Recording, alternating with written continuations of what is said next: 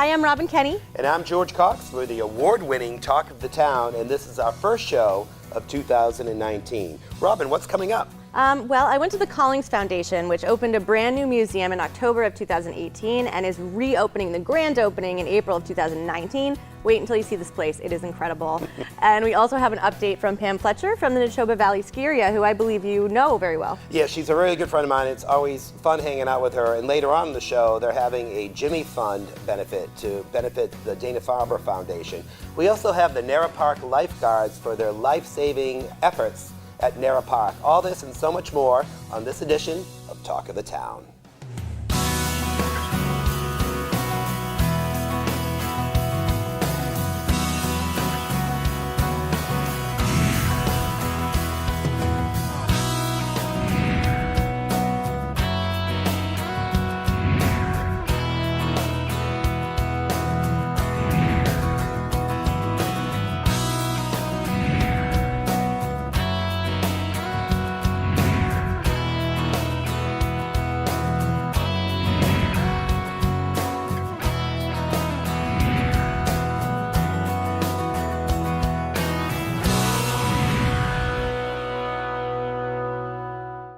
Three lifeguards were honored at the Acton Recreation Department for saving a young girl from drowning at Nara Park on Friday, August 10th, and were recognized for their efforts with a national award from the Red Cross.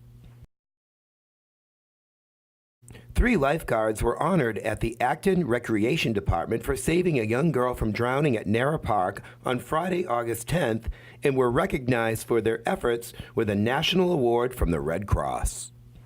Well, good evening, and thank you to the Acton Recreation Department and the town of Acton for organizing today's recognition event and for conducting the trainings and in-services needed to make sure their staff is always ready and to respond to an emergency.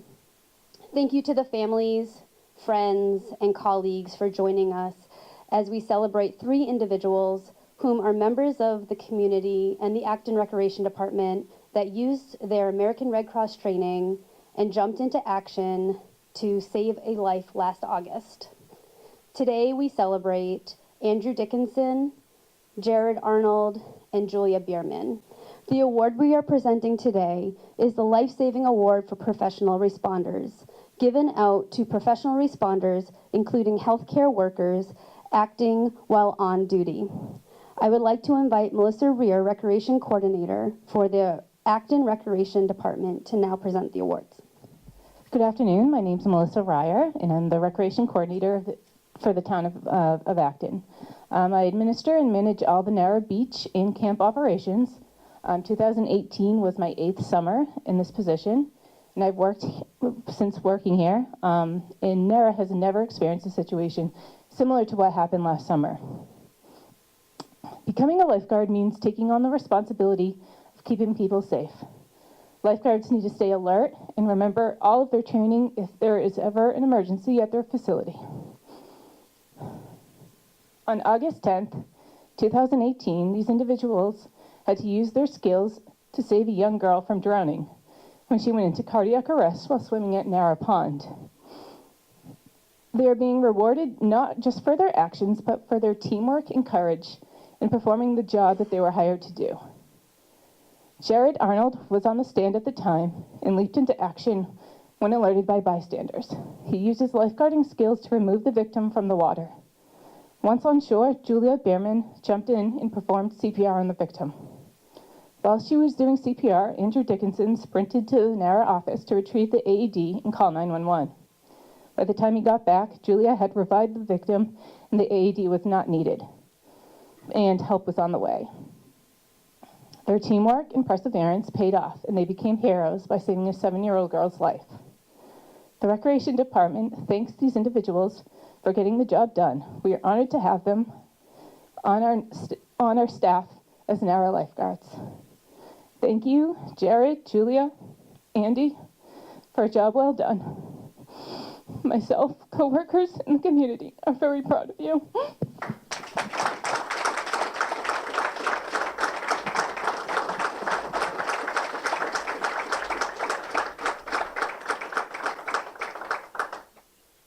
All right, Jared, come on up to receive your award.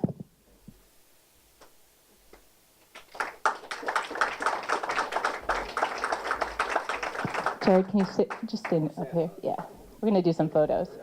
All right, Julia Behrman.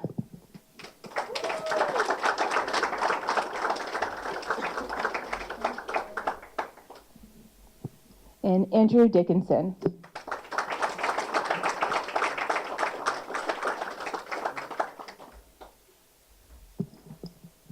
And can we just do one big round of applause for them?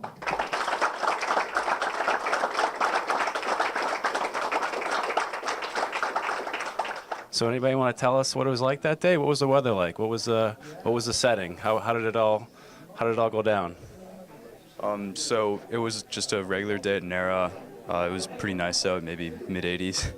And we were sitting at the guard table, and we saw Jared start to go towards the water, and something went off in our heads that we need to react. And he reached in the water and pulled out a I think 7-year-old girl, and so we all jumped to it and began to do our duties.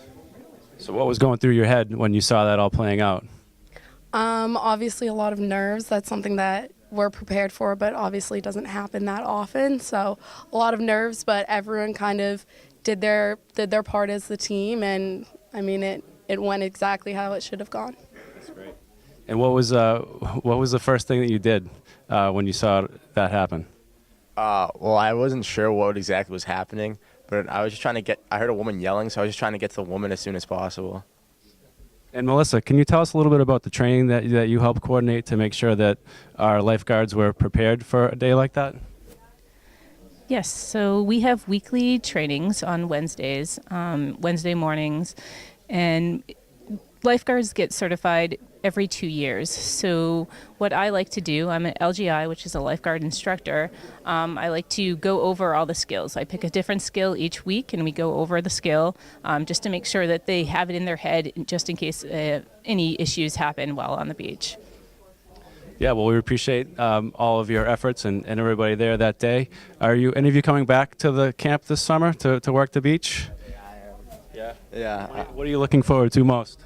Probably seeing the Nara campers every day. They're pretty funny to see just throughout the camp. Coming up next, to find out what's happening in the great town of Acton, here's the town manager update. Hi, this is John Mangiarotti for the award-winning Talk to the Town program and the town manager's portion of this great program. I'm joined today by the Public Works Director, Corey York, and our senior planner, Kristen Guichard. And we have a few important announcements we want to share with everyone. 2 big meetings that are coming up that we hope that you can participate in and attend. The first is a sidewalk public forum, which will be held on January 30th. And the second is the Kelly's Corner Design Public Hearing, which will be held on March 5th. Director York has some comments to share on what's going to happen at the sidewalk forum. So please, I hope you can attend. Yes, we wanted to welcome the public to the forum on January 30th. We're going to have the town there to talk about sidewalks and the approach of getting them on your streets. So we're looking to explain the process with policy and implementation and construction. So we'd like everyone to come out and hear that and ask your questions. So please come. Yeah, there'll be a representative from the Sidewalk Committee presenting, the Board of Selectmen will be presenting, Corey and also our town engineer, Paul Campbell, will be presenting, and we'll have plenty of time for questions and comments and concerns about sidewalks. Speaking of sidewalks, a major effort to add, 2 miles of new sidewalks at Kelly's Corner is culminating on the process for the Kelly's Corner design, and that's the public hearing that Kristen will tell us about.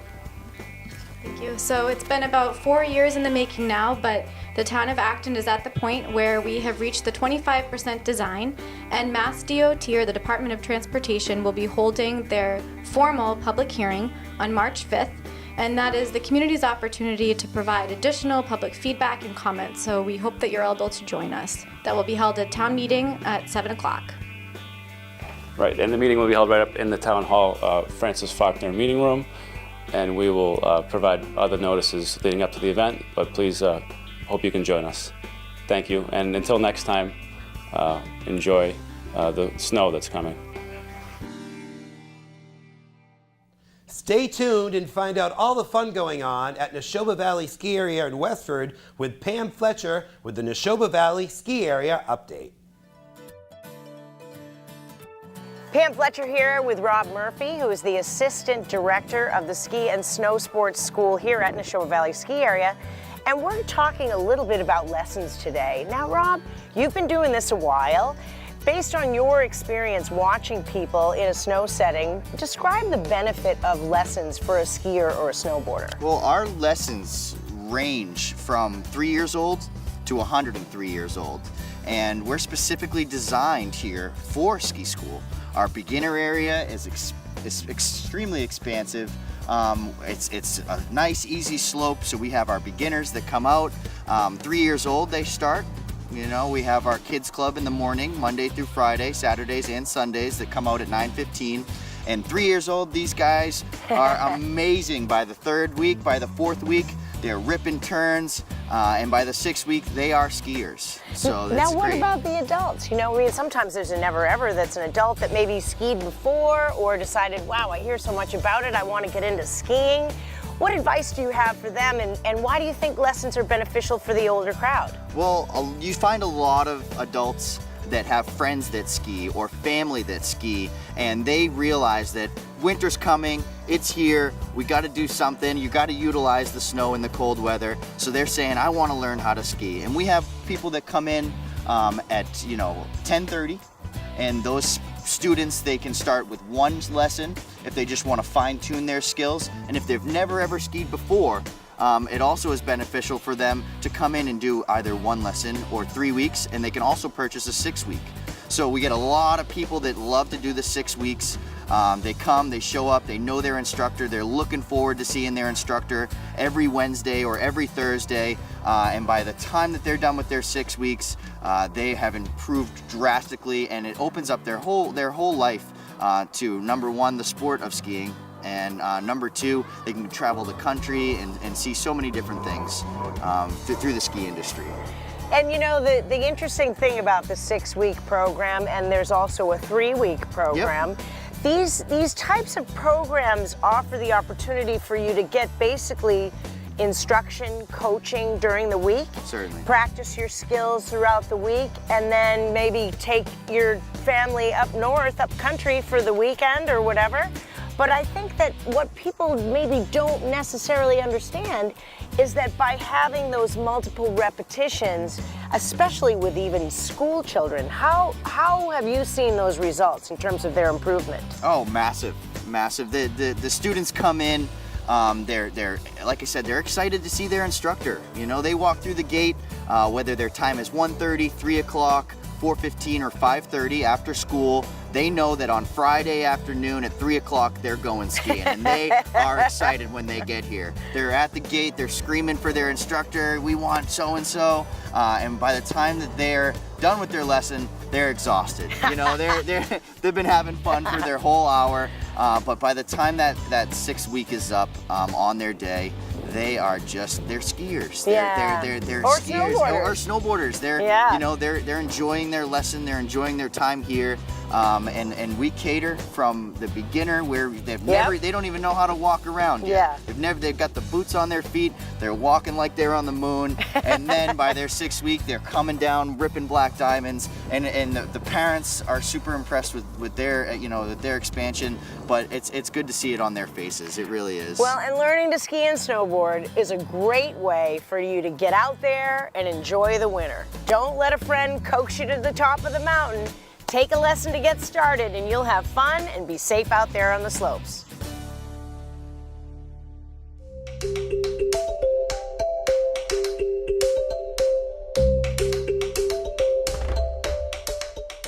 Hi, I'm Karen Martin, a member of Acton's Dog Park Committee. Communities across the country and the Commonwealth are building dog parks to provide safe, accessible areas for dogs, dog owners, and dog lovers to exercise and socialize. Acton's Dog Park Committee was formed in the summer of 2017. We've researched the benefits of dog parks and reached out to the community through meetings, surveys, and presence at town events to determine if the town would support a dog park. With nearly 2,000 dogs in Acton and an overwhelmingly positive community response, Acton's Board of Selectmen approved the concept in January 2018 and charged the committee with selecting a site and finding the necessary funds.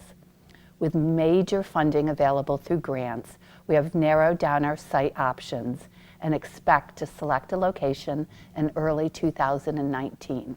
This is a very exciting and important time for Acton's Dog Park Committee. In 2019, we will work to secure funds, design the park, and hopefully break ground. The committee is looking for an organized and committed individuals with project development, design, grant writing, social media, or fundraising experience. Members should be dog owners or have experience with dogs in a professional or volunteer capacity. You would commit to 2 evening meetings per month, usually the second and fourth Tuesday, plus 2 hours of outside work performing various tasks for the committee. Please consider joining this highly effective committee and being part of creating a dog park for Acton.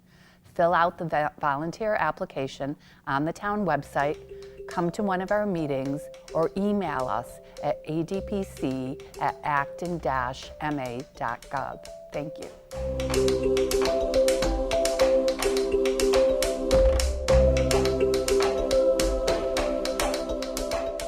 And now we take a look at the Collings Foundation, where we were honored enough to sit for the Veterans Roundtable.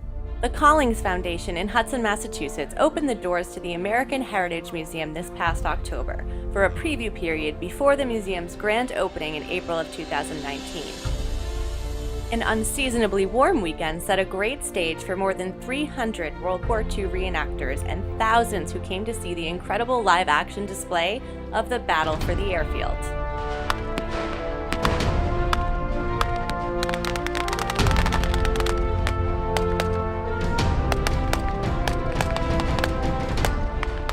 Now an annual event held at the Collings Foundation, the Battle for the Airfield has a loyal following.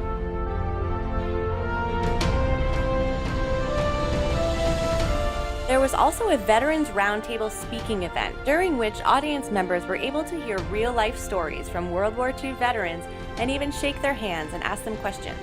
It was powerful and inspiring as these great men shared their stories with the crowd. This event is about World War II. This weekend is about these men. We lost about 250 men, but compared to Omaha, where the losses ran into the thousands, the Utah campaign was relatively quiet.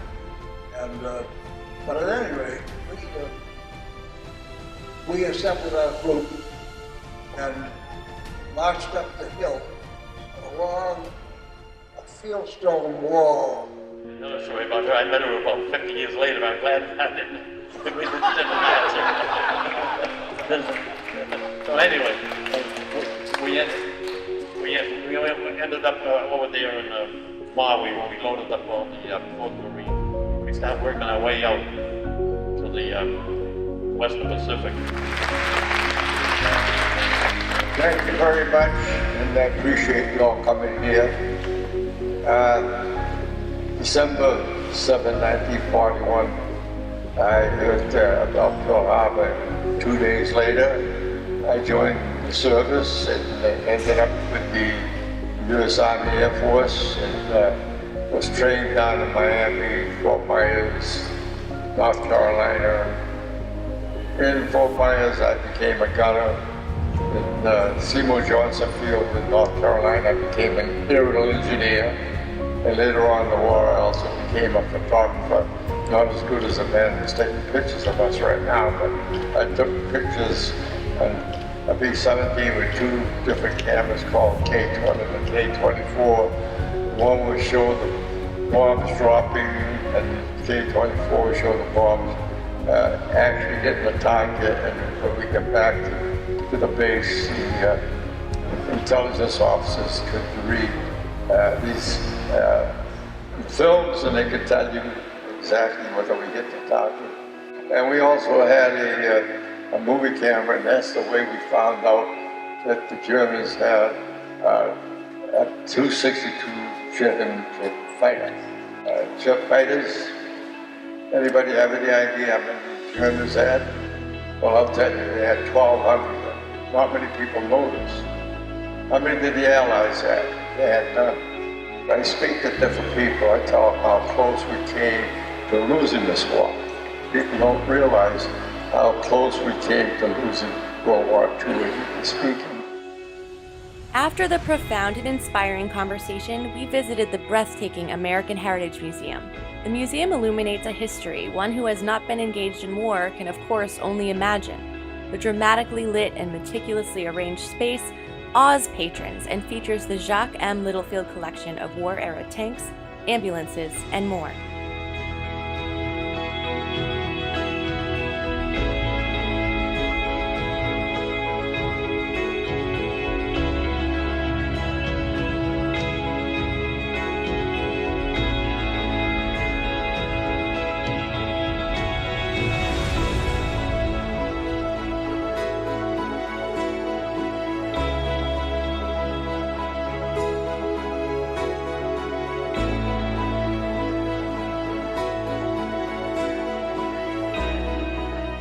The care and preservation of our nation's history is a necessary, although solemn, endeavor.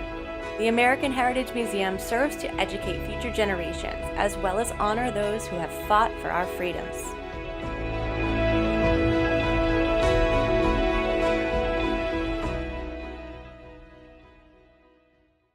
Coming up next, we're going to go back to Nashoba Valley Ski Area with Pam Fletcher and manager Chris Kitchen to tell you all about a great benefit for the Jimmy Fund for the Dana-Farber Foundation. Hi, I'm Pam Fletcher for ActonTV. I'm here with Chris Kitchen, the general manager here at Nashoba Valley Ski Area. And Chris, it is that time of year again when we are excited to be supportive of the Jimmy Fund. And can you tell us a little bit about the Jimmy Fund Snow Challenge here at Nashoba Valley? Absolutely, Pam. So in every February, we host the Jimmy Fund Snow Challenge. It's a family fun race right on the slopes here. Any age, any ability can race it. It truly is a fun race. And this is the 24th annual Jimmy Fund Snow Challenge, so it's a big deal for us.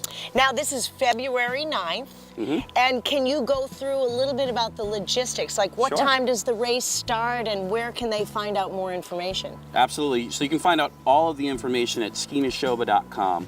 Under the mountains section, you'll find the Jimmy Fund event.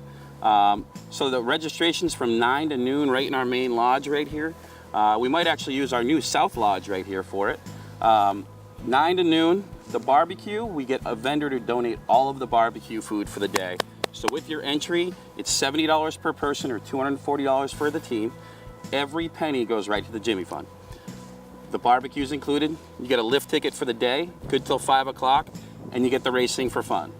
Now, what happens if you might like to donate, or say you're a non-skier or snowboarder participant? Is there a way that you can get involved with that? Absolutely. So anyone can donate to the event. Like I said before, regardless of doing the race or not, you can get a lift ticket for the day and a barbecue.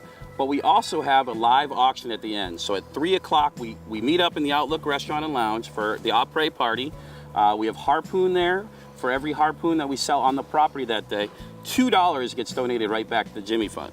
And right in that live auction, anyone, you didn't have to race in the event, can either donate an item or bid on an item.